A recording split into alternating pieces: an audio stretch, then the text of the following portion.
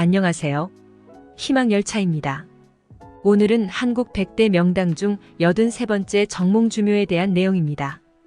시청하시면서 구독, 좋아요, 알람 설정 부탁드립니다. 정몽주 선생은 고려 후기에 문화찬성사, 예문관제학, 인물추변도감 제조관 등을 역임한 문신이다. 본관은 연일, 출생지는 영천, 초명은 정몽란 또는 정몽룡, 자는 달가, 호는 포온이고 추밀원지주사 정승명의 후손으로 아버지는 정운관이다. 정몽주는 고려 후기 문화찬성사, 예문관제학, 인물추변도 감제조관 등을 역임한 문신이자 학자이다. 고려말 친원파가 득세하던 상황에서 신진사류로서 친명 정책을 주장했고 명화 외에 직접 사절로 가는 등 담대한 외교가로서 활약했다. 성균관의 사성으로서 신진사류를 양성하는 데도 크게 기여했다. 기울어가는 고려 국운을 바로잡고자 국가기강 정비와 민생 안정에 노력했다. 이성계의 위세와 명망이 날로 높아지고 그를 추대하려는 움직임이 있자 이들을 제거하려다가 역으로 살해당했다. 저서로는 시조 단심가와 문집으로 포온집이 전하고 있다. 동방 이학의 시조로 정치적으로도 고려 말의 어려운 시기에 정승의 자리에 올라 아무리 큰일이 나더라도 조용히 사리에 맞게 처결하였다는 평을 받고 있다. 정몽주 선생묘는 경기도 기념물 제1호로 소재지는 경기도 용인시 처인구 모현면 능곡로 45에 위치한다. 조선 태종 1년 1401년에 영의정으로 높임을 받았고 개성의 숭양서원 등 13개의 서원에 제향되었고 묘 아래에 있는 영모제, 영천의 임고서원 등 몇 곳의 서원에는 정몽주의 초상을 봉안하고 있고 시호는 문충공이다. 다음은 대한풍수연구학회에서 한국 100대 명당 답사팀이 답사한 영상입니다.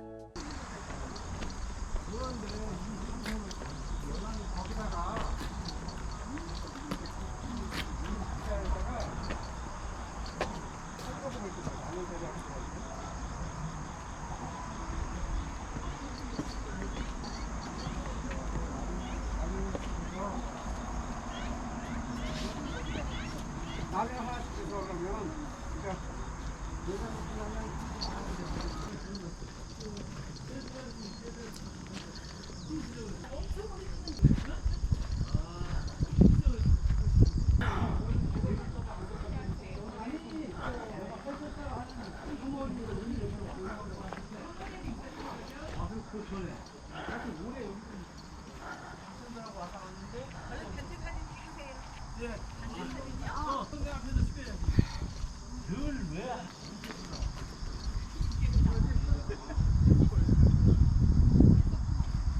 용인에는 수많은 역사 인물이 있습니다. 그래서 여러분들이 용인에서 답사하시기에는 정말 좋아요. 여기는 이제 우리가 포온 정몽주 선생이 용인으로 묘가 오면서 많은 사람들이 포온 선생이 왜 용인에 왔는가 궁금해 하세요. 그쵸? 포온 선생은 어렸을 때 아버지 고향이 포항이고 그 다음에 아버지가 영천으로 장가 가셔서 포온 선생이 영천에서 어린 시절을 잘 지냈고 그다음 포온 선생이 관직 생활할 때는 개성에서 활동을 하셨고 돌아가신 다음에는 땅 좋고 물 좋고 그 다음에 땅값 높은 용인시로 오셨습니다. 자, 포온 선생은 돌아가시고 나서 바로 용인으로 오신 게 아니고 1392년 4월 4일에 돌아가셨어요. 그래서 우리가 4월 4일 하면 되게 나쁜 숫자를 기억하고 있는 거잖아요. 4월 4일에 돌아가시고 나서 3개월 후에 조선이 생겼어요. 그래서 1392년 7월 달에 조선이 생기면서 우리가 포온 선생에게 붙여주는 이름이 마지막 고려의 절개충신이다 라고 얘기를 하죠. 그래서 포온 선생이 돌아가시고 나서 이제 조선의 3대 임금인 태종이 들어오면서 태종이 바로 포온 선생에 대한 신원을 회복시켜줬죠. 조선의 가장 높은 관직인 영의정에 추중을 시켜줬고 그 다음에 또 초라하게 있는 개성에 있는 포온 선생의 무덤을 보고 경상북도 영천에 있는 아버지 묘로 이장하시오라는 명을 내렸어요. 그래서 임금의 명에 의해서 상여가 지나가는 거겠죠. 이걸 우리가 천묘라고 하는데 풍수지리에서도 그렇게 얘기하나요? 네, 네, 천묘 행렬이 이제 쭉 개성에서부터 쭉 이렇게 내려오는데 조선에 이제 선비들이 굉장히 많은 사람들이 상해들을 내려왔다고 그래요. 쭉 뒤에 따라서 이제 많은 역사학자들이 포은 선생의 묘는 이제 경상북도 영천으로 갈 예정이었으나 이미 거기에 길재 선생이 자리를 잡고 있었기 때문에 그리 가면은 중앙에서 성리학을 공부하시는 많은 분들이 통솔이 어렵겠다 싶어가지고 거기까지 못 보냈다고 역사 공부하시는 분들이 오셔서 그렇게 말씀하시더라고요. 그런데 저희들이 이제 알고 있는 전에 내려오는 설에 의하면은 저기 풍덕천 다리에서 잠시 쉬고 있는데 갑자기 마른 하늘에 겨울의 바람 휘 불어서 포은 선생님 상해 앞에 있는 빨간 명정이 휘리리 날아서 여기에 툭 떨어졌다 해서 돌아가신 분이 자기의 묘자를 정했다라고 이제 우리가 이야기를 많이 하죠. 그래서 이제 전국에서 풍수지리학적으로 가장 좋은 자리다라고 얘기하면서 풍수 공부하시는 분들이 전에는 코로나 이전에는 아침부터 저녁까지 버스가 굉장히 많이 왔어요. 사람들이 제일 궁금해하는 이유가 왜 용인에 포은 선생님 묘가 있고 연안리씨 묘가 왜 여기에 있느냐, 딱 두 가지로 압축할 수 있더라고요. 그래서 많은 사람들이 좀 전에 포은 선생이 용인으로 온 이유를 말씀드렸잖아요. 근데 용인으로 오게 된 이유 또 하나가 포은 선생 큰아들이 이미 고려에 높은 관직에 있는 관리하고 결혼을 했겠죠. 그 당시 혼맥이 매우 중요했으니까. 자, 죽산박씨라고 해서 이미 혼인을 해서 아들이 여기에서 설을 잡고 있었어요. 그래서 지금 현재 그 아들이 묘가 여기 있는데 포은 선생의 큰아들의 묘가 여기 있어요. 그래서 아들이 여기 있기 때문에 요리 올 수 있었을 것이다 라는 얘기도 하고 있고요. 그리고 연한이 씨하고는 어떻게 연결이 됐냐면은, 자, 큰아들 묘가 여기 있잖아요. 이분의 아들이 정보 선생이라고 그래서 포은 선생의 손자 묘가 저기 있어요. 저 가운데 그 손자의 딸이 연한이 씨 이석형 선생하고 결혼을 한 거죠. 그래서 증손서가 이석형 선생이에요. 그래서 저 입구에 보면은 살아있을 때 할아버지 묘를 지극정성으로 잘 돌봤다. 그래서 포은 선생 옆에다가 묘를 썼다라고 써 있는데, 포은 선생의 큰아들의 부인이 포은 선생의 옆에다가 묘를 써라. 원래는 정보 선생 묘였었는데 정보 선생보다 아버지보다 먼저 돌아가셨잖아요. 그러니까 이석현 선생하고 연한이 씨, 영일정 씨하고 결혼을 해서 큰아들을 낳고 나서 바로 돌아가셨기 때문에 상당히 일찍 돌아가셨거든요. 그래서 아버지 먼저 돌아가셨기 때문에 포은 정몽주 선생님 묘 바로 옆에다가 연한이 씨 묘가 있고, 그 다음에 이석현 선생이 한 40여 년을 더 관직 생활을 하고 돌아가셨어요. 그러면은 거기에 대한 계비가 있을 거 아니에요. 같이 함께 살았던 부인, 그 부인은 여기에 혼자 계시고 여기에 이제 합장으로 들어왔어요.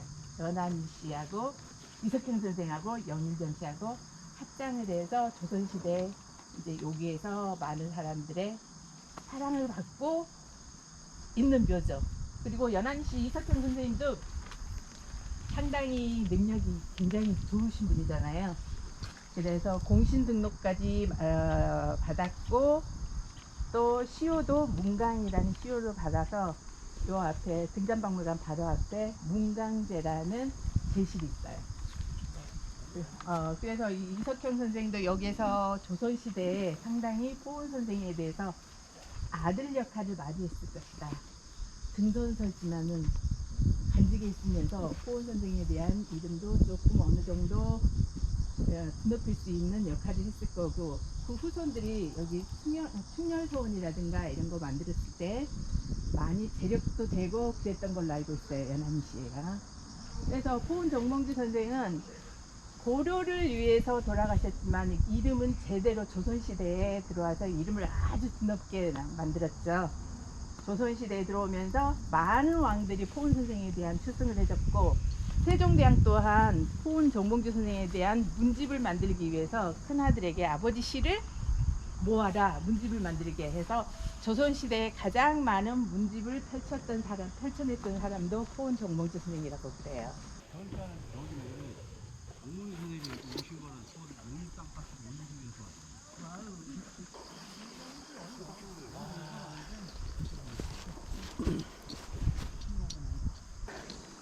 안 될까?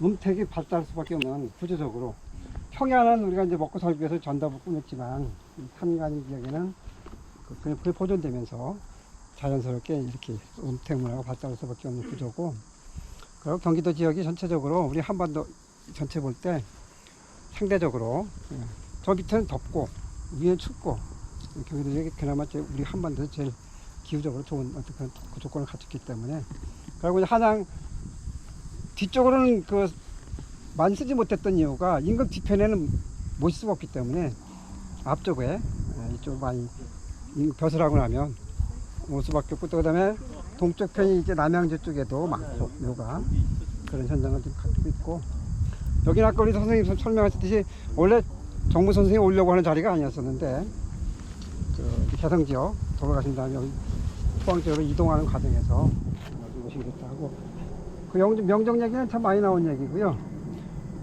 요 바로 옆에 여기 이석진 선생님 분인데, 아까 말씀처럼 연도적으로 안 맞아. 서른 많은데, 즉 저길 침에 잡아서 방줄 팠는데, 파는 과정에 이제 좋은 턱도 나오고 여러 가지 조건이 되니까 여기 명당이라고 사람들이 해서 있고, 그거를 뭐 손부 며느리가 아니고 뭐야, 여기 저 포은 선생 증손녀가 듣고 밤새도록 물 퍼다 봤다는 거 아니야, 광중에다. 그래가지고 뭐 다음날 보니까 물이 고여 있어서 이 명당이 아니다 해서 여기다 모셨고, 나중에 이제 이석경 선생님 돌아가셨을 때 저기다 모셨다 이런 설이 있는데, 말씀처럼 연도 차이가 한 60, 70년 나다 보니까 그거는 연결될 수 있는 얘기가 아니다. 이제 이게 학계에서 얘기입니다. 그래서 누가 막 듣기 주라고 한 것 같고요. 전체 형국을 보면 여기가 가운데예요. 폭 보면 백호자락이 좀 높고 청룡자락이 좀 낮아요. 여기 보면 그게 좀 우리가 청룡백호 구분할 때 좀 그게 하단데, 청룡자락이 좀 낮고 백호자락이 높은 그런 특징이다. 대신 외청룡을 보면 크죠? 크게 이렇게 외청룡 돌고, 여기서 외백호는 안 보이는데 내백호 자체가 크기 때문에 외백호는 안 보이고, 그래서 전체적으로 국사가 이렇게 겹겹이 감싸는 형상으로 좋다. 안산을 봐도 보통 사람이 보면 안산을 저 큰 산을 볼 것 같은데, 요 앞에 우리 동문으로 보면 여기 마지막한 금태죠? 그러면 요걸 안산을 봤어요. 여기 유박자들 일부 이제 이렇게 지각이 내려온 게 보이죠? 이렇게 작게 그런 거 일러 이쪽 산소 쪽으로 뭔가 동물 형상을 보면 이쪽으로 이렇게 굽어서 이렇게 숙이는 모습, 그런 걸 또 이렇게 해요. 대신 이제 안산이 있고 안산 옆에 조산이 크게 버티고 있으면서 뒤를 받쳐주는, 어떻게 보면 백그라운드가 되는 거죠. 네, 그런 모습을 갖춰서 사진자도 좀 잘 갖춰 있는 그런 산세다. 여기는 주산이 여기 쪽이 끝이에요가. 우리가 저쪽 시내에서 들어왔지만 이 끝에가 이 산 자락이 끝이에요. 그래서 저쪽에서 주선이 돼서 흘러내려온 그런 자락이고, 여러분 아직 가보면 이 길 타러 넘어가 보면 저쪽에서 맥이 연결된 게 보여요. 요 넘어 골프장이 있는데, 골프장이 가기 위해서는 굴을 요만한 거 뚫어놨더라고요. 그러니까 산을 훼손하지 않고, 그건 잘했다 싶더라고요. 그래서 잘라서 길을 내지 않고 이렇게 굴 뚫어가지고 맥은 이제 이어지게 만들어서 저쪽에 내려가고, 이렇게 여기도 역시 우리가 비교하면 이제 행룡이 수한 옆으로 가는 용이 지나가는 가운데 이렇게 내려온. 여러분 딱 보시면 어때요?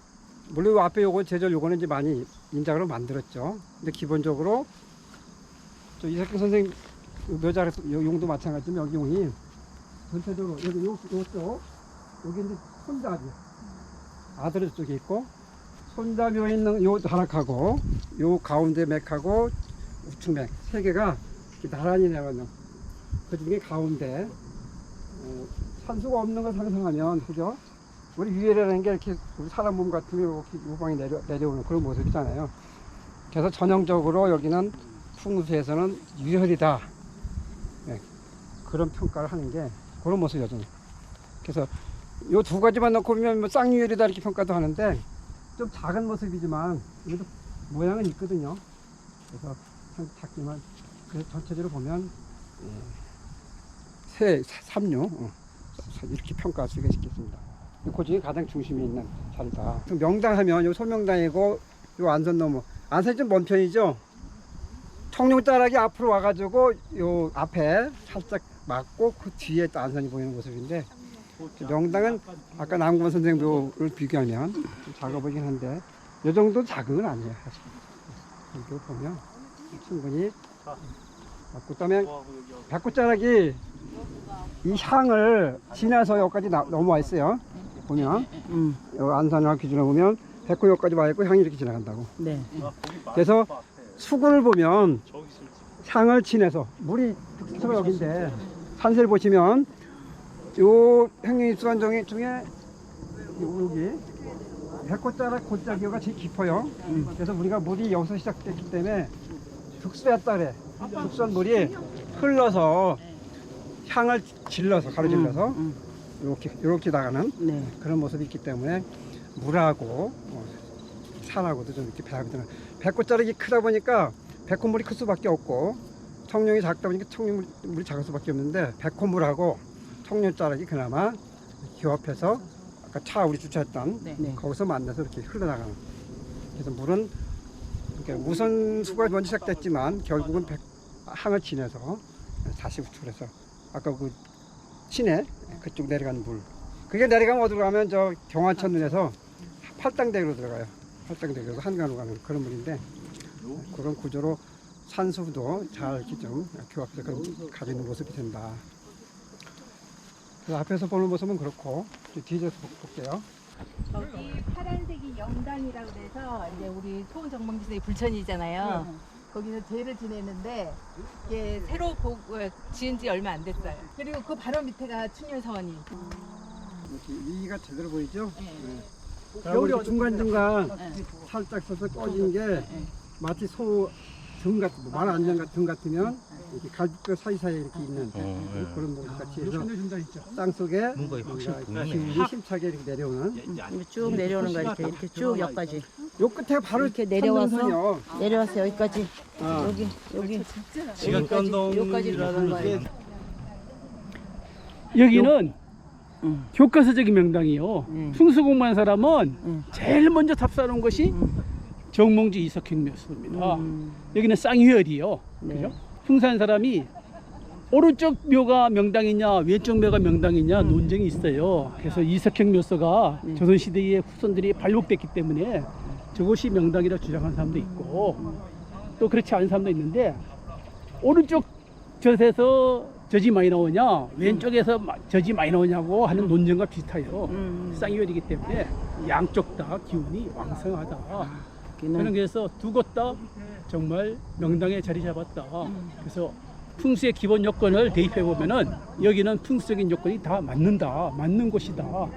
그래서 풍수 공부할 때 여기 와서 그 교과서와 대비해 가면서 공부하면 아주 좋을 것이다. 이렇게 보이고 실제 하나하나 이렇게 보면은 그대로 보이잖아요. 한번 봐요. 용맥 내려오는 것이 네, 용맥. 일직선으로 내려오지 않지 않아요? 네, 그죠? 끝내줘요. 좌우로 이렇게 그 표시 나잖아요. 예. 지금 와서도 보이고 겨울에 와도 보이고 그 진달래 필 때 오면 아주 멋있어요. 와서 보세요. 봄에 찾아보세요. 한번 와야 돼. 봄에도 오세요. 요게 그대로 해서 내려간 거죠. 이 자리가 제일 좋은데.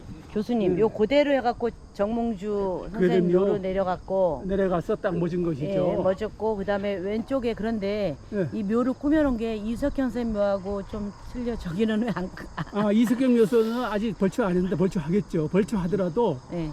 이제 옛날에는 이석경 묘소나 여기나 오히려 네. 저쪽을 잘 관리했는데 지금은 여기에 묘소의 전체적인 저걸 누가 갖고 있냐? 정문주 선생 후손이 갖고 있어요. 그래서 저기가 좀 덜 관리되고 있습니다. 아, 네. 저 바로 저 건너가 정몽주 선생의 제실이요. 아, 저기요. 네. 예. 그래서 지금 정몽주 선생 후손은 지금 현재 와서는 엄청나게 사회적으로 요소에서 들어가 있습니다. 대한풍수연구학회 답사팀에서 명당의 학술적 의미를 경험하고 정리하여 영상 만들어 보았습니다. 옛 선조 위인들의 양택지와 묘를 기준으로 명당을 찾아 연구에 열중하는 대한풍수연구학회 회원들에게 응원의 메시지를 전합니다. 구독과 알람 설정해 주시면 다음 영상도 한국 100대 위인 명당 이야기를 가지고 찾아뵙겠습니다. 이상 희망열차였습니다. 감사합니다.